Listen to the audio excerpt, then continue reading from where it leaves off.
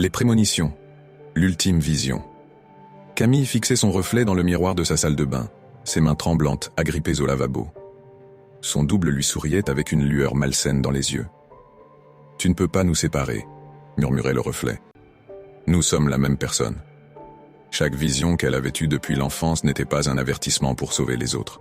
C'était une invitation à la violence, un aperçu de sa vraie nature qu'elle avait toujours refusé de voir. Le voisin était bien en danger, mais pas d'un étranger. Les visions montraient ce qu'elle deviendrait à force de lutter contre elle-même. Chaque vie sauvée la poussait un peu plus vers l'obscurité, comme si l'univers exigeait un équilibre. Dans sa chambre, les journaux s'empilaient. Des articles sur des accidents évités miraculeusement, mais aussi des rapports de police sur des incidents inexpliqués, des violences mystérieuses, toujours près des endroits où elle avait sauvé quelqu'un. Son téléphone sonna.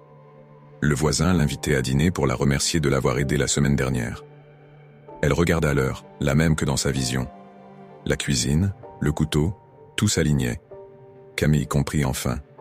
Ses prémonitions n'étaient pas un don mais une malédiction, une force qui la transformait peu à peu en ce qu'elle craignait le plus. Chaque vie sauvée réclamait un tribut en noirceur. Face au miroir, elle prit sa décision. Pour arrêter les visions, il fallait accepter la vérité.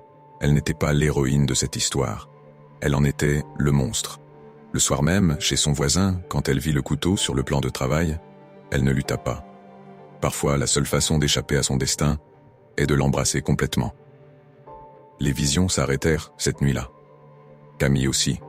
À sa place naquit quelque chose d'autre, quelque chose qui souriait dans le noir avec la satisfaction d'être enfin libre.